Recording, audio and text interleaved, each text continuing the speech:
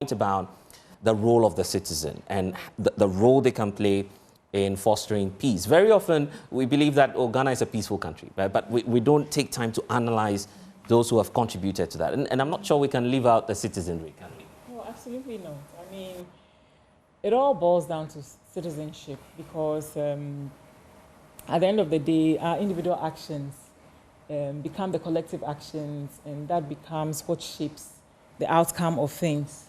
So, of course, we can't leave out the citizen. And at NCC, our focus, as you know, is on citizens. NCC is a grassroots organization, highly decentralized in every district.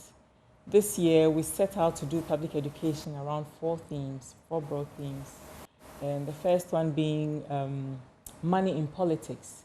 Because at the end of the day, we have to understand the context, why things go the way they go, why people end up in a situation that is not peaceful. You know. So we identify four broad areas that we've been targeting our education all of this year. And the first one is money in politics, and looking at the fact that monetization has become normalized in our political culture. It's a very dangerous trend. It's almost like we have put our democracy out there for sale. If it's all about money, then really, truly, you don't know who you will end up with, who's funding them. And I always say that money doesn't grow on trees, obviously. It comes from someplace, and it's going to go back there with interest. Yeah. And so if we continue to indulge in this culture of giving out money and demanding money, you know, as part of, you know, the electoral process, we are going to find ourselves in dangerous ones. So we are educating both the citizens and the politicians, you know, so that we start to, you know, talk and start thinking about politics without money exchanging hands. The second thematic area we're looking at is disinformation and fake news. Another huge threat, not just to, you know, social cohesion, but to the very stability of the state. Yeah. And the fact that we've seen so much of that already, and we will see more in this last leg of the pre-election season. And we are urging citizens not to be part of the problem by just refusing to forward things that land in your inbox, things that land on your feed that you know is problematic. Yeah. Because most of us can identify those things. And the other thing we're looking at is religious tolerance, which never used to be a problem in our political culture, but now kind of becoming some kind of problem. On that, the NCC is in agreement with all the leaders of the faiths that we will not allow religion to become another point of division, you know, because once you start with politics, it is going to go down, disseminate. So after the politics, then what?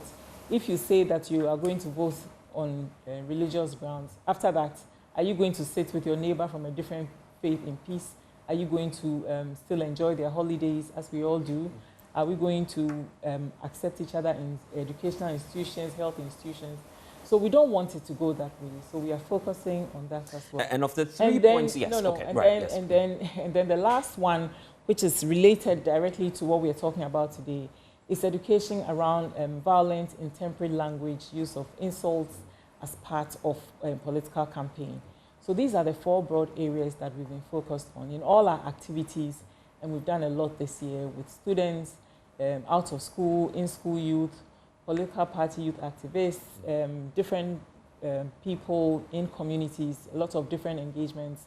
We've launched our inter-party dialogue committees, which are these committees in the communities, in districts, that is made up of the political parties represented in that district, yeah, as well as traditional rulers, traditional authorities, faith-based institutions, security, and all of that.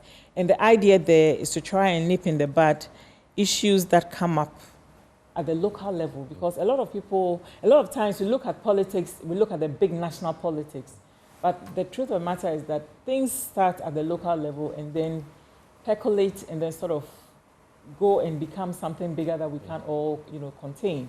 So the IPDCs do these engagements that lead to containment of disagreements, political disagreements that come at the local level.